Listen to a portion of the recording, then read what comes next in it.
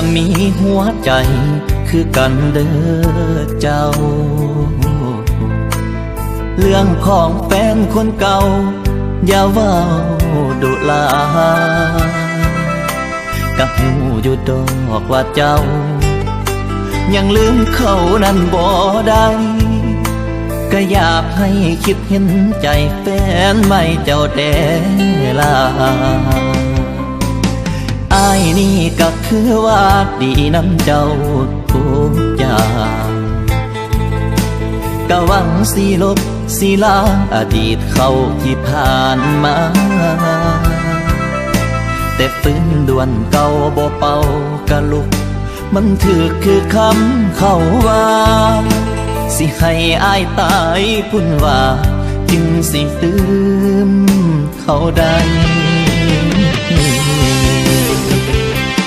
แฟนใหม่ดีให้ตายก็คงบ่ได้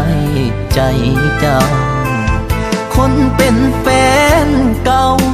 ยังครองใจเจ้าอยู่ทุกวัน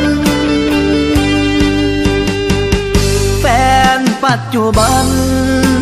มันยังสำคัญสำได้คนเป็นแฟนใหม่ก็มีหัวใจคือกัน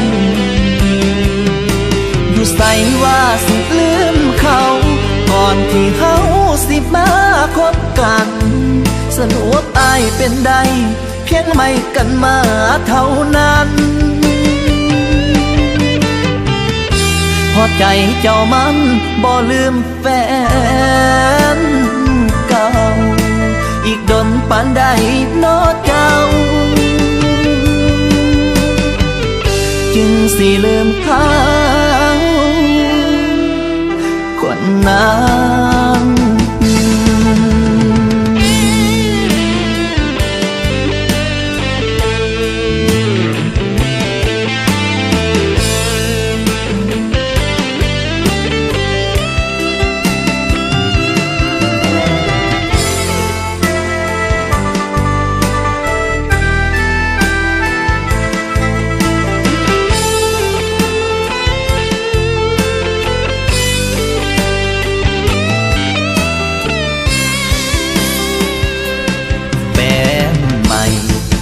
ให้ตายก็คงบ่ได้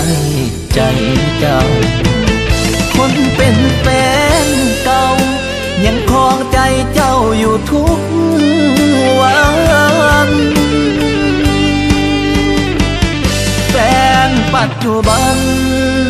มันยังสำคัญสำได้คนเป็นแฟนใหม่ก็มีหัวใจคือกันอยู่ใส่ว่าสิลืมเขาก่อนที่เฮาสิมาคบกันสรุปอ้ายเป็นใด